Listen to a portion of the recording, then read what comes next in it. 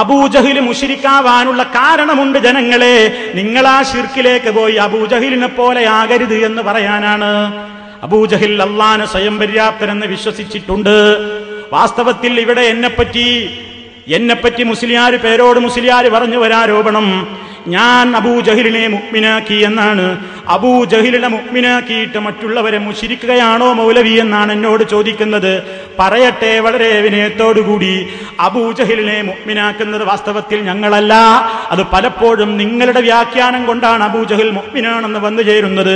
കാരണം നിങ്ങൾ പറയുന്നത് എന്താണെന്നോ, അല്ലാഹ് സ്വയം പര്യാപ്തനാണെന്ന് വിശ്വസിച്ചു കഴിഞ്ഞാൽ പിന്നെ മറ്റാരോട് ദുആ ചെയ്താലും അത് ശിർക്കല്ല എന്ന് പറയുമ്പോൾ അതേ വാദക്കാരനല്ലേ അബൂജഹിൽ അടക്കമുള്ള മുശ്രിക്കുകൾ അല്ലാഹനെ സ്വയം പര്യാപ്തനായിട്ട് വിശ്വസിക്കുകയും മറ്റുള്ളവരോട് വിളിച്ചു പ്രാർത്ഥിക്കുകയും ചെയ്യുന്നു. നിങ്ങൾ അവരെ എങ്ങനെ മുശ്രിക്കെന്ന് വിളിക്കും? ഇതേ വാദമല്ലേ അവർക്കുമുള്ളത്. അപ്പൊ ഫലത്തിൽ അവരെ മുഅ്മിനുകളാക്കി തീർക്കുന്നത് നിങ്ങളാണ്, ആ വിശ്വാസം പ്രചരിപ്പിക്കുന്നവരാണ്.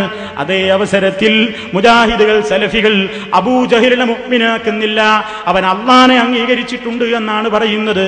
സ്വയം പര്യാപ്തതയിൽ അധിഷ്ഠിതമായ ഒരു ശക്തിയായിട്ട് അവർ കണ്ടത് അല്ലാഹുവിനെ മാത്രമാണ്. അതിനുള്ള തെളിവെന്താണ്? അവർ അല്ലാഹുവിനെയും ആരാധിക്കുന്നു, മറ്റുള്ളവരെയും ആരാധിക്കുന്നു. അവര് അള്ളാഹുവിനെ മാത്രം എന്നിടത്താണ് അഭിപ്രായ വ്യത്യാസം. അള്ളാഹുവിനെ മാത്രം എന്നിടത്ത് അവർക്ക് തർക്കമാണ്. അല്ലാഹു സുബ്ഹാനഹു വ തആലയെ മാത്രം ആരാധിക്കുക എന്നതിലാണ് അവർക്ക് എതിർപ്പ്. അവരെ അള്ളാഹനെയും ആരാധിക്കും, മറ്റുള്ളവരെയും ആരാധിക്കും, അള്ളാഹുവിനോടും പ്രാർത്ഥിക്കും, മറ്റുള്ളവരോടും പ്രാർത്ഥിക്കും. അള്ളാഹുവിനും നേർച്ച വഴിപാട് ചെയ്യും, മറ്റുള്ളവർക്കും നേർച്ച വഴിപാടുകൾ ചെയ്യും. അള്ളാഹുവിന് വേണ്ടിയും മറവ് നടത്തും, മറ്റുള്ളവർക്ക് വേണ്ടിയും മറവ് നടത്തും. അതേ അവസരത്തിൽ അതാ മുഹമ്മദുർ റസൂലുള്ളാഹി സ്വല്ലല്ലാഹു അലൈഹി വസല്ലം അവരോട് വന്നുകൊണ്ട് പറയുന്നു, ലാ ഇലാഹ ഇല്ലല്ലാഹ്, ജനങ്ങളെ നിങ്ങളിൽ ഇത് ശിർക്കാണ്. ഈ വാചകമെന്ന് കേട്ടപ്പോ അജഅലൽ ആലിഹത ഇലാഹം വാഹിദാ, സർവ്വ ഇലാഹുകളെയും കൂട്ടിയിട്ട് ഒരൊറ്റ ആരാധ്യനാക്കി മാറ്റിയോ മുഹമ്മദ്? ഇന്ന ഹാദാ ലശൈഉൻ ഉജാബ്, ഇത് വല്ലാത്തൊരു പുതുമയുള്ള സംഗതിയായി പോയല്ലോ എന്നാണ് അവർ റസൂൽ സല്ലല്ലാഹു അലൈഹി വസല്ലമിനെ വിമർശിച്ചത്. അപ്പൊ അവരവരുടെ ആരാധ്യർക്ക് സമർപ്പിച്ചത് എന്തൊക്കെയാണ്? ഞാൻ നേരത്തെ പറഞ്ഞില്ലേ, അള്ളാഹനെ അംഗീകരിച്ചിട്ടില്ലെങ്കിൽ പിന്നെ അബൂജഹിൽ എങ്ങനെയാ അള്ളാഹിനോട് ദുആ ചെയ്യുന്നത്? അബൂജഹിൽ വിളിച്ചു ദുആ ചെയ്ത അള്ളാഹ് ആരാണ്? ശരിക്കും പഠിച്ചു വെച്ചോ സുഹൃത്തുക്കളെ. അതാ അബൂജഹിൽ നമുക്ക് കാണാൻ സാധിക്കും. ബദറിന് പുറപ്പെടുന്ന അവസരത്തിൽ അതാ കഅബ ശരീഫിന്റെ ഖില്ല പിടിച്ചുകൊണ്ട് അബൂജഹിൽ പ്രാർത്ഥിച്ചതായി നമുക്ക് കാണാൻ സാധിക്കും. കഅബയുടെ സമീപത്ത് നിന്നുകൊണ്ട് അബൂജഹിൽ പ്രാർത്ഥിച്ച ആ പ്രാർത്ഥന അതാ നമുക്ക് ഈ ബദർ കിസ്സപ്പാട്ടിൽ തന്നെ കാണാം. ഇറയോനെ ഹാദൽ ബൈത്തുടെ നായനെ കൊട് ബാത്തിലെ രണ്ടിൻ ഇടയൈ പീരിത്തരുളീടിനി ഇന്ത ദിനം തനിലെ നമതിരുഭാഗം നിക്കുവരിൽ ഒരു കൂട്ടം ഹക്കുടയോർ അവരാരുനക്കറിയാം അവർകളെ ഇതിൽ തീരിത്ത് ഖലാസിയത്താക്കിട് നീ പരനേ പരനേ രണ്ടാലൊരു ദീനിനെ പോരിശയാക്കി നിതായിമിൽ കാത്തുകൾ ഫത്താഹേ താമസം ചെയ്തിടതുത്തിരം ചെയ്തിട് നീ ഇരവിന് ഹാക്കിമേ സിത്റ അകലാക്കിനൈ കദർ അകലാക്ക് നിന്നുസ്റ ഫത്ഹാക്കുനൈ തദ്റാലവർ ദുആ പട്ടാങ്ങിൽ റാഹിമവൻ കബൂലാക്കിടൈ സത്യമാൽ. മോയിൻകുട്ടി വൈദ്യരെ നിങ്ങൾ കേട്ടിട്ടില്ലേ? മഹാകവി മോയിൻകുട്ടി വൈദ്യരുടെ സമ്പൂർണ്ണ കൃതികളിൽ നമുക്ക് കാണാം. ഇതെന്തിനാ സൂചിപ്പിച്ചതെന്നോ, ഖുർആനായത്ത് കേട്ടാൽ ചിലർക്ക് വിശ്വാസം വരില്ല, ചിലർക്ക് ആ മാലപ്പാട്ടൊന്ന് കേട്ടാലേ തൃപ്തിയാവുകയുള്ളൂ. മാലയിലുണ്ടോ? അതേപോലെ തന്നെ മൗലീദിലുണ്ടോ? എങ്കിലിതാ അബൂജഹില് അതാ ഖുർബായ് കഅബയുടെ കില്ല പിടിത്ത് അതാ ഖുർബായി കഅബയുടെ കില്ല പിടിത്തുകൊണ്ടാ ചോദിക്കുന്നത്, ഇറയോനെ ഹാദൽ ബൈത്തുടെ നായനെ, ഈ ബൈത്തിന്റെ ഈ കഅബാലയത്തിന്റെ നാഥനായ റബ്ബിനോട് അവൻ ചോദിക്കുകയാണ്. ഈ രണ്ട് കക്ഷികളിൽ ബാത്തിലിന്റെ കക്ഷിയും സത്യത്തിന്റെ കക്ഷിയുമുണ്ടല്ലോ, അവർക്കിടയിൽ നീ പിരിക്കണം. ആരാണ് സത്യത്തിന്റെ കക്ഷിയെങ്കിൽ നീ അവരെ കാത്തുകൊള്ളണം, നീ അവർക്ക് വിജയം നൽകണം എന്നിങ്ങനെ അബൂജഹിൽ ദുആ ചെയ്തപ്പോ അതാ പട്ടാങ്ങിൽ റാഹിമവൻ കബൂലാക്കിടൈ സത്യമാൽ. അവനത് അംഗീകരിച്ചു. അള്ളാഹുവിനെ അംഗീകരിച്ചു. അവരതാ ദുആ ചെയ്തില്ലേ, അള്ളാഹു അവർക്ക് ഉത്തരം കൊടുത്തു എന്നാണ് നമുക്ക് ഇതിൽ തന്നെ പറയുന്നത്. ഇങ്ങനെ എത്ര സംഭവങ്ങളുണ്ട് സുഹൃത്തുക്കളെ. അവർ നോമ്പെടുത്തു എന്ന് ഞാൻ പറഞ്ഞില്ലേ, ആശൂറ നോമ്പ്, മുഹറം 10 നോമ്പ് അറേബ്യൻ ഖുറൈശികൾ എടുത്തിരുന്ന നോമ്പാണ്. അവര് നേർച്ചയാക്കിയിട്ടുണ്ട്. എഴുത്തിക്കാഫിരിക്കാൻ നേർച്ചയാക്കിയത് നമുക്ക് ഹദീസിൽ കാണാം. തെൽബിയത്ത് ഞാൻ നേരത്തെ പറഞ്ഞു. തവാഫിനെ പറ്റിയും ഹദീസുകളിൽ പരാമർശം കാണാം. പക്ഷേ ഉടുത്തതുപോലും ഉരിഞ്ഞിട്ടുള്ള തവാഫായിരുന്നുവെന്നേയുള്ളൂ. പക്ഷേ അതും അള്ളാഹുവിന് വേണ്ടി തന്നെയാണ്. അതേപോലെ തന്നെ കാർഷിക വിളവുകളിൽ നിന്നും കാലി സമ്പത്തിൽ നിന്നും അവർ അള്ളാഹുവിന് വേണ്ടി ഒരു വിഹിതത്തെ നീക്കിവെക്കുന്നുണ്ട്. അവർ അള്ളാഹു സുബ്ഹാനഹു വ തആല കദാ അവർ ഒരു വിഹിതത്തെ നീക്കിവെക്കുന്നു. അൻആമുകളിൽ നിന്നും അതേപോലെ തന്നെ ഹർസിൽ നിന്നും അഥവാ കാലിസമ്പത്തിൽ നിന്നും കൃഷി സമ്പത്തിൽ നിന്നും അവർ ഒരു വിഹിതം അള്ളാഹുവിന് നീക്കിവെക്കുന്നു, മറ്റുള്ളവർക്കും നീക്കിവെക്കുന്നു. ഇതിൽ നിന്നൊക്കെ മനസ്സിലാകുന്നത് എന്താ? അവരെ അള്ളാഹുവിനെ അംഗീകരിച്ചു, അറിഞ്ഞു, അവർ ഇബാദത്തും ചെയ്യാറുണ്ട്. പക്ഷേ പിന്നെ എങ്ങനെയാണ് അവരിൽ ശിർക്ക് വന്നത്? അതാണ് നമ്മൾ മനസ്സിലാക്കേണ്ടത്.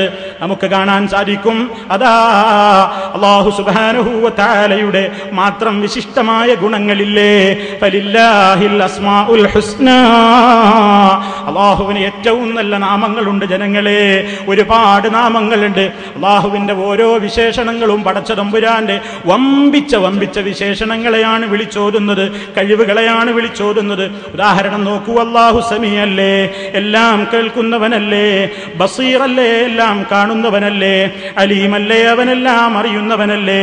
എല്ലാം കേൾക്കുക എന്നത്, എല്ലാം കാണുക എന്നത്, എല്ലാം അറിയുക എന്നത് റബ്ബ് സുബ്ഹാനഹു വ തആലയുടെ മാത്രം കഴിവാണ്. ലോകത്തൊരാൾക്കും അവനെ കഴിവ് വിട്ടുകൊടുത്തിട്ടില്ല. പരിധിയില്ലല്ലോ റബ്ബിന്റെ കേൾവിക്ക്, അറ്റമില്ലല്ലോ റബ്ബിന്റെ കാഴ്ചക്ക്, പരിധിയോ പരിമിതിയോ ഇല്ലല്ലോ റബ്ബിന്റെ ഖുദറത്തിന്. ഖുദറത്തിനോ അവന്റെ കേൾവിക്കോ അവന്റെ കാഴ്ചക്കോ അറ്റമില്ലല്ലോ, പരിധികളില്ലല്ലോ, പരിമിതികളില്ലല്ലോ. എന്നാൽ സർവ്വ മഖ്ലൂക്കുകളുടെയും അവരെ ആരാവട്ടെ, ഏതൊരു മഖ്ലൂക്കിന്റെയും കാഴ്ചക്ക് പരിധിയുണ്ട്, കേൾവിക്ക് പരിധിയുണ്ട്. ചില പരിധിയിൽ നിന്ന് വിളിച്ചാലേ കേൾക്കുകയുള്ളൂ. പരിധിക്ക് പുറത്താണെങ്കിൽ ഉത്തരം കിട്ടുന്നതല്ല, പരിധിക്കകത്തുള്ളതേ കാണുകയുള്ളൂ. അതൊക്കെ മനുഷ്യൻ അങ്ങനെയാണ്. എന്നാൽ റബ്ബോ അവൻ അറ്റമില്ലാത്ത കേൾവിയാണ്, അറ്റമില്ലാത്ത കാഴ്ചയാണ്, പരിധിയോ പരിമിതിയോ ഇല്ലാത്തത്ര സമ്പൂർണമായ അറിവിന്റെയും ഖുദറത്തിന്റെയും ഉടമയല്ലേ. ഇതൊക്കെ ഞാൻ ഇവിടെ മുമ്പ് വിശദീകരിച്ചിട്ടുണ്ട്. അങ്ങനെ വിശദീകരിച്ചപ്പോ ഇവിടെ പ്രസംഗിച്ചിട്ടുള്ള പേരോട് മുസ്ലിയാർ അതൊക്കെ സമ്മതിച്ച് തന്നതുമാണ്. പലപ്പോഴും ഒരു ടെലിഫോണിന്റെ മസ്അല പറഞ്ഞിട്ട് മുമ്പ് ഇവിടെ കുറെ ചർച്ച നടന്നതാണ്. എല്ലാ അവസരത്തിലും എവിടെ നിന്ന് വിളിച്ചാലും പരിധിയില്ലാതെ പരിമിതിയില്ലാതെ ഏത് രൂപത്തിലുള്ള യാതൊരു വിധിവിലക്കുകൾക്കും ഒരു പരിധിക്കും വിധേയമാകാതെ, സ്ഥലവ്യത്യാസമില്ലാതെ, കാലവ്യത്യാസമില്ലാതെ, വിഷയവ്യത്യാസമില്ലാതെ, അഥവാ സ്ഥലകാല കാര്യഭേദമന്യേ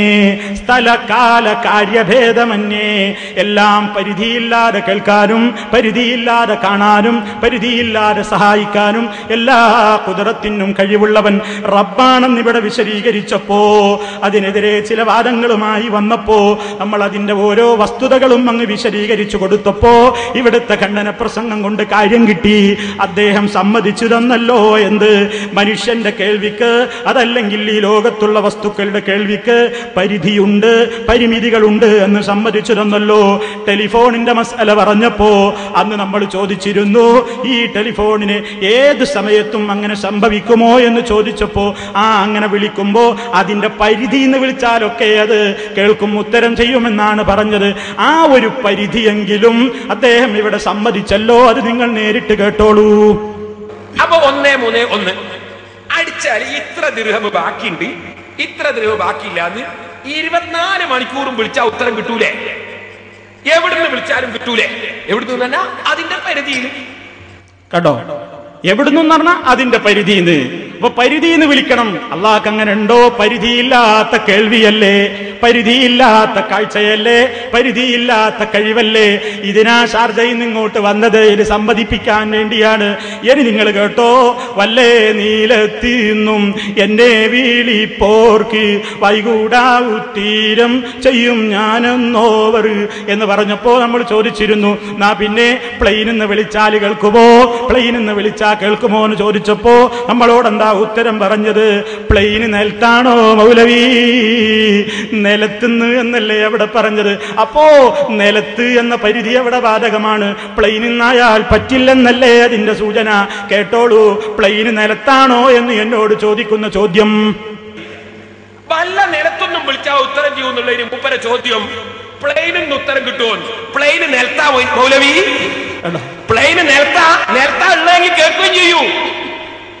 പ്ലെയിന് നിലത്തൂടിയാ പറക്കല്? ഇയാൾ ഏതാ സാധനം എന്നായിരിക്കുന്നത്? എന്താ എന്നെ പറഞ്ഞിട്ട് കാര്യം മുസ്ലിയാരെ? ഈ രൂപത്തിൽ ഈ പ്ലെയിന് നിലത്താണോ എന്ന് ചോദിച്ചത് നമ്മൾ ഒരുപാട് പ്ലെയിന് കണ്ടിട്ടുണ്ട്, നിലത്ത് നിൽക്കലുണ്ട്. പക്ഷെ അത് പറക്കുമ്പോഴത്തെ ചോദ്യം അത്. ഇത് പറക്കുമ്പോ കിട്ടൂലാന്ന് മനസ്സിലായില്ലേ? അതാ പരിധിയുണ്ടെന്ന് പറഞ്ഞത്. റബ്ബിനെ പരിധിയുണ്ടോ? റബ്ബിന് പരിധിയില്ലെന്ന് ബോധ്യമായില്ലേ?